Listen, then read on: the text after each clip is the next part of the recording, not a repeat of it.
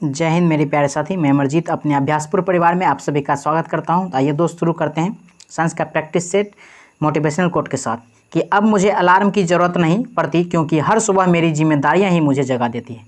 इसीलिए जिम्मेदारियों को अपने सिर पर लीजिए और शुरू कीजिए पढ़ाई लिखाई मन से। ठीक है, तो शुरुआत करते हैं आज का पहला क्वेश्चन बिना टाइम को गंवाए हुए।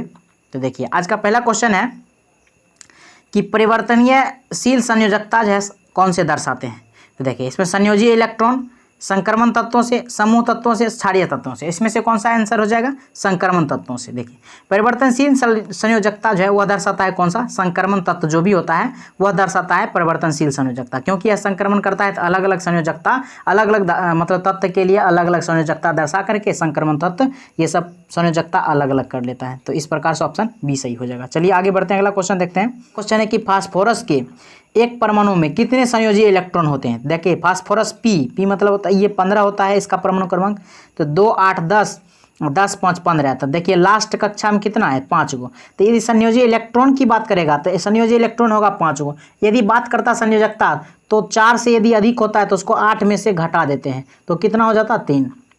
तो संयोजकता की बात करता तो 3 होता, लेकिन संयोजी इलेक्ट्रॉन मतलब बाह्यतम कक्षा में कितना इलेक्ट्रॉन है? तो देखिए ये के है, ये एल है, ये एम है। तो इस प्रकार से ये लास्ट कक्षा में 5 इलेक्ट्रॉन है, तो यही होता है संयोजी इलेक्ट्रॉन। किसी भी तत्व का जब इलेक्ट्रॉनिक विन्यास करेंगे तो उसके बाह्यतम कक्षा में आने वाले इलेक्ट्रॉन जो होगा वह संयोजी इलेक्ट्रॉन कहलाता है। तो यह कितना हो गया? 5 हो गया। तो आंसर नंबर कितना हो जाएगा? डी हो जाएगा सही आंसर। चलिए आगे बढ़ते हैं, अगला क्वेश्चन देखते हैं। अगला क्वेश्चन है कि परमाणुओं से प्राप्त ऊर्जा को क्या कहते हैं। तो परमाणुओं से प्राप्त मतलब तत्व से प्राप्त हो रहा है तो यह रासायनिक ऊर्जा ही होगा। क्या होगा? रासायनिक ऊर्जा। चलिए आगे बढ़ते हैं, अगला क्वेश्चन देखते हैं। देखिए इसमें 3 नंबर में ये नाभिकीय ऊर्जा है। तो नाभिकीय ऊर्जा किससे होता है? नाभिकीय ऊर्जा परमाणु विखंडन होता है उसमें होता है। और उष्मा ऊर्जा तो जानते ही हैं, कोई भी चीज़ का तप्त होगा तो उसमें से उष्मा ऊर्जा, सौर ऊर्जा के बारे में जानते ही हैं।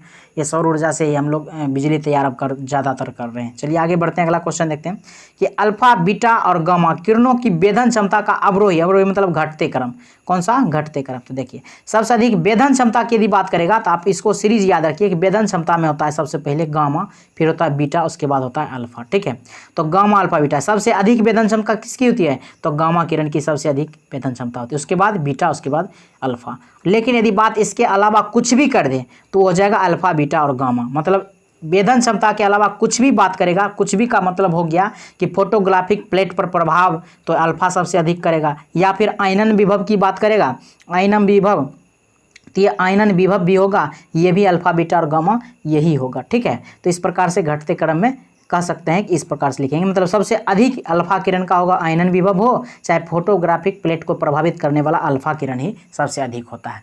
तो इस प्रकार से इसमें पूछ रहा था वेधन क्षमता, तो वेधन क्षमता हो जाएगा गामा का सबसे अधिक। तो ऑप्शन नंबर 20 का सही आंसर है। चलिए आगे बढ़ते हैं, अगला क्वेश्चन देखते हैं। अगला क्वेश्चन कह रहा है क्या कि निम्नलिखित में से कौन सा क्षार नहीं है। तो देखिए क्षार नहीं है तो यहाँ पर देखिए NaOH, तो सोडियम धातु है, एक पोटेशियम है, तो इस प्रकार से सोडियम हो चाहे पोटेशियम ये सब क्या होता है? ये सब क्षार होता है।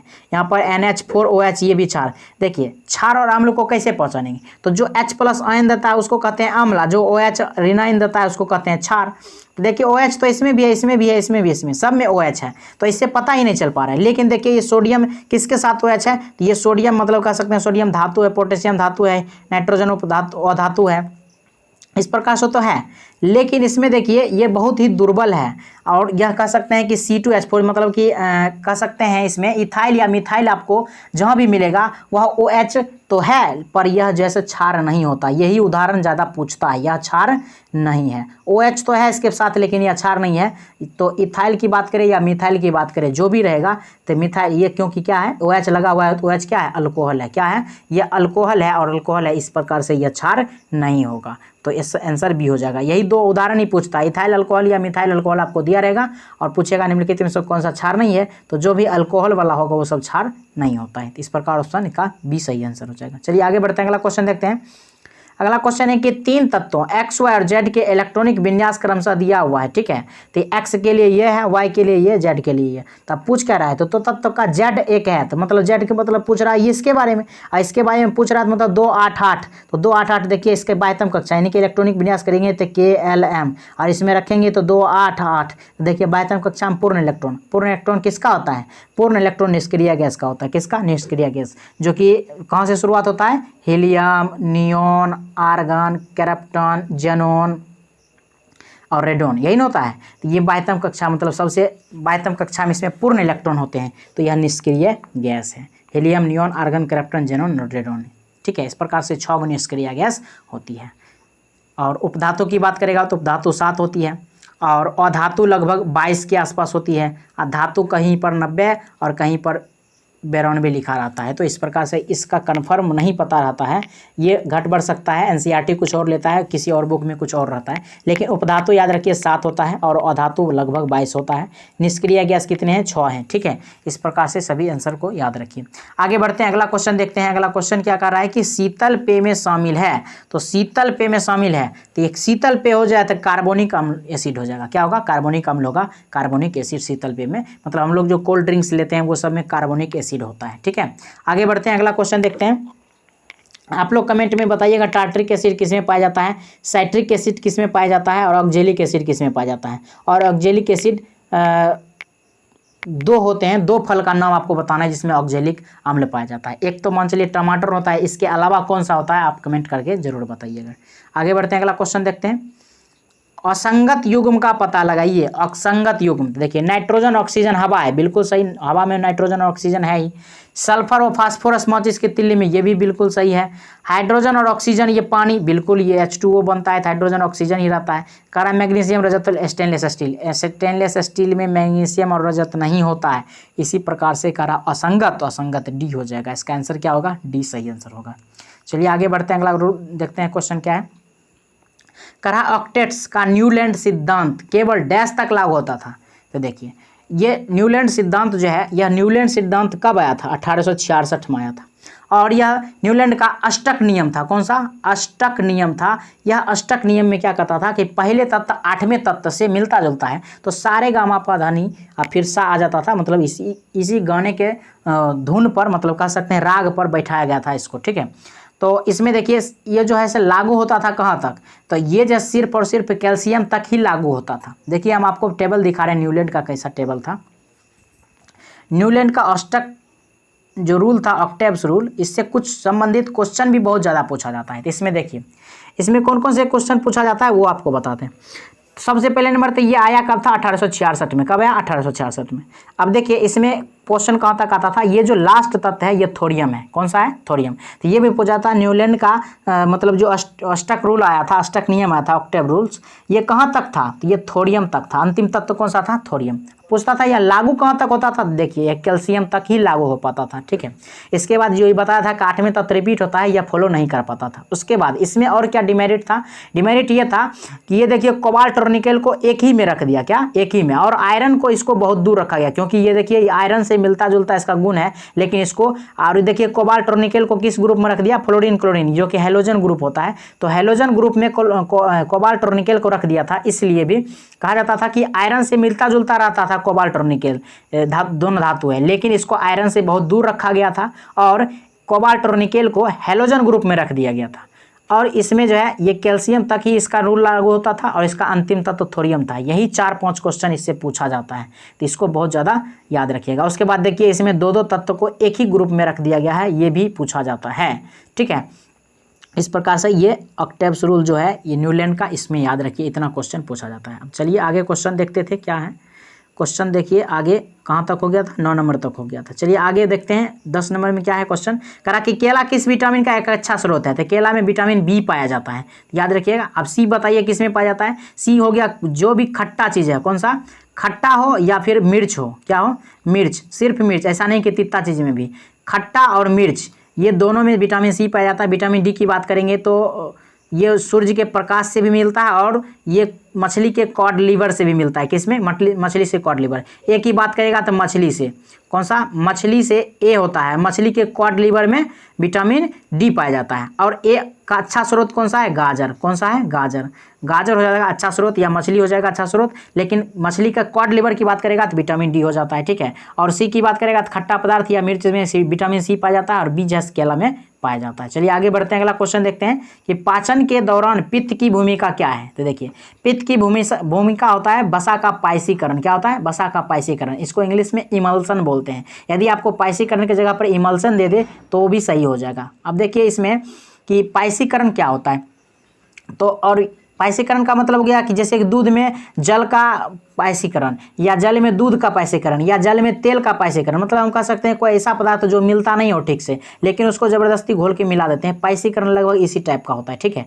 अब देखिए इसमें आपको याद रखना है कि ये जो पाचक के दौरान दिया है पित्त की भूमिका, तो पित्त की भूमिका क्या होती है? पित्त की भूमिका होती है वसा का तोड़ना। क्या होता है? वसा का तोड़ना, या हम कह सकते हैं वसा का परमाणु में विभक्त करना, या वसा का पाइसीकरण। इसका जो ऑप्शन दिया हुआ है बी में सही आंसर हो जाएगा। चलिए आगे बढ़ते हैं, अगला क्वेश्चन देखते हैं। अगला क्वेश्चन क्या दिया हुआ है कि भोजन के पाचन की प्रक्रिया के दौरान होने वाले ऊर्जा का परिवर्तन क्या होगा। तो देखिए, हम लोग खाना खाते हैं तो रासायनिक चीज लेते हैं, ग्लूकोज रहता है, और वह जैसे टूट करके ऊष्मा प्रदान करता है, तो कह सकते हैं कि रासायनिक ऊर्जा को ऊष्मा ऊर्जा में परिवर्तित कर देता है। चलिए आगे बढ़ते हैं, अगला क्वेश्चन देखते हैं।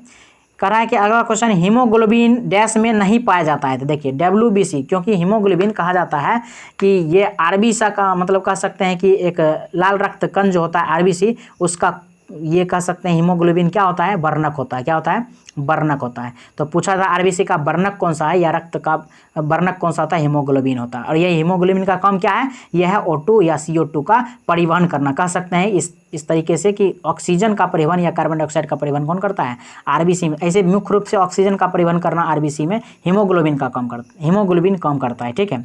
WBC में, चूंकि WBC में ये हीमोग्लोबिन रहेगा तो हीमोग्लोबिन वर्णक है लाल, और लाल है तो WBC में व्हाइट ब्लड कॉर्पल्स, तो मतलब हो गया कि ये तो रंगीन हो जाएगा। इसीलिए WBC के छोड़ करके प्लेटलेट्स में भी होता है और आरबीसी में भी, दोनों में होता है हीमोग्लोबिन, ठीक है। तो इस प्रकार से याद रखिए। चलिए आगे बढ़ते हैं, अगला क्वेश्चन देखते हैं। अगला क्वेश्चन है कि कांच की छड़ को जब सिक्के से कपड़े से रगड़ा जाता है तब किस किस्म की विद्युत पैदा होती है। देखिए इसमें एस्थेटिक विद्युत उत्पन्न होती है, इसको याद रखिएगा, एस्थेटिक विद्युत, ठीक है। आगे बढ़ते हैं, अगला क्वेश्चन देखते हैं। सूची 1 को सूची 2 से मिलान करना है। तो देखिए सूची 1 को सूची 2 से मिलान करना है। कह रहा है ओम का नियम। देखिए ओम का नियम किसके लिए हुआ करता था? तो ओम का नियम होता है वोल्टेज धारा के नियम के लिए। किसके? वोल्टेज धारा, यानी कि 1 का 3 होना चाहिए। उसके बाद फ्लेमिंग का दाहिने हस्त नियम। तो ये फ्लेमिंग का जो दाएं हस्त का नियम है, ये जनरेटर, जैसे हम लोग दाएं हाथ से जनरेटर स्टार्ट करते हैं, तो याद रखिएगा एसी जनरेटर जो होता है फ्लेमिंग के दाएं हाथ के नियम पर काम करता है। अब देखिए उसके बाद कूलम्ब का नियम। तो कूलम्ब का नियम होता है संधारित्र के लिए, और आवर्तित की बात करेगा तो लास्ट में जो बच गया उत्पादक हो जाएगा। तो इसका कोई भी ऑप्शन मैच नहीं करता है, इसको थोड़ा सा करेक्शन कर लीजिएगा। 4 इसमें आता और 2 इसमें आता, ठीक है।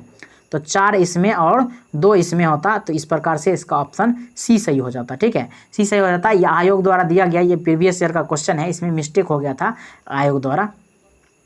इसमें 4 होता और इसमें 2 होता, ऑप्शन नंबर इसका सी सही आंसर हो जाएगा। चलिए आगे बढ़ते हैं, अगला क्वेश्चन देखते हैं। अगला क्वेश्चन दिया हुआ है कि इलेक्ट्रिक प्रेशर यानी विद्युत दबाव समान होता है, तो किस में समान होता है? तो इसके बात करेगा तो इसमें विद्युत धारा के जो होते हैं वो समान होता है। विद्युत दबाव विद्युत धारा के समान होते हैं, इसको याद रखिएगा। आगे बढ़ते हैं, अगला क्वेश्चन देखते हैं। आगे क्वेश्चन कह रहा है कि बादलों का रंग सफ़ेद डैश के कारण होता है। देखिए आपको बादलों का रंग पूछे या फिर आकाश का नीला रंग पूछे कि क्यों होता है, ये सब में जिस भी चीज़ का रंग की बात कर देगा तो वो हो जाएगा प्रकाश का प्रकीर्णन। क्या हो जाएगा? प्रकाश का प्रकीर्णन हो जाएगा, प्रकीर्णित हो जाता है, तो वो सब क्या हो जाएगा? बादलों का रंग हो, चाहे आकाश का नीला रंग हो, या फिर कह सकते हैं आकाश का शाम के समय में पीला रंग हो जाना या लाल रंग हो जाना, सब प्रकाश के परावर्तन के या प्रकीर्णन के कारण। उगते सूर्य या डूबते सूर्य का लालीपन, ये सब क्या होगा? प्रकाश के प्रकीर्णन की बात होगा, ठीक है। आगे बढ़ते हैं, अगला क्वेश्चन देखते हैं। अगला क्वेश्चन कह रहा है कि तरंग का आयाम होता है।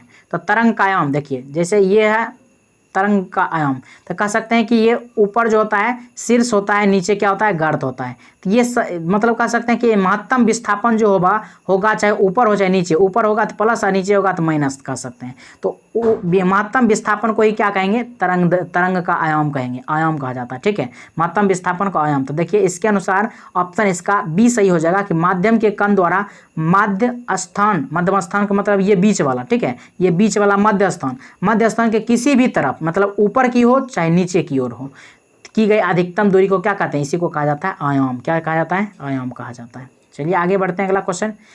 अगला क्वेश्चन क्या कर रहा है कि उस वस्तु का द्रव्यमान क्या होगा जिसका भार पृथ्वी पर 196 न्यूटन है। तो देखिए W बराबर mg का यहाँ पर प्रयोग करेंगे। W क्या है, ये वेट है, वजन है, और m क्या है, द्रव्यमान, g मतलब गुरुत्वीय त्वरण है। अब इसमें पूछ क्या रहा था, m पूछ रहा था, कितना kg का है, मतलब वो द्रव्यमान पूछ रहा था। तो हम W बटे g कर सकते हैं, यहाँ से ये g को खत्म कर सकते हैं। अब देखिए W बराबर 196 दिया हुआ है और g का मान कितना होता है, 9.8 होता है। तो हमको निकाल सकता है m के बराबर, ये उड़ाएंगे तो दशमलव यहाँ आ जाएगा, इससे काटेंगे तो 21 से काटेंगे तो 20 बार में कट जाएगा। तो इस प्रकार से हम कह सकते हैं कि 20 kg का वजन होगा, जो कि 196 न्यूटन के बराबर होगा, भार के बराबर होगा, ठीक है, 196 न्यूटन भार के बराबर होगा। चलिए आगे बढ़ते हैं। अगला क्वेश्चन, लास्ट क्वेश्चन आज का है कि न्यूटन के गति के नियम का प्रकाशन कब हुआ था। तो न्यूटन के गति का नियम का प्रकाशन 1687 ईस्वी में हुआ था। ऑप्शन नंबर डी इसका सही आंसर हो जाएगा। तो आई होप कि ये 20 क्वेश्चन आपको बहुत ही अच्छा लगा होगा और आपको समझ में आया होगा। यदि कहीं पर दिक्कत हुआ हो तो कमेंट में ज़रूर हमें बताइए, मैं कोशिश करूँगा उसको आगे सुधार करने का। यहाँ तक वीडियो को देखने के लिए बहुत बहुत धन्यवाद। जय हिंद, जय भारत।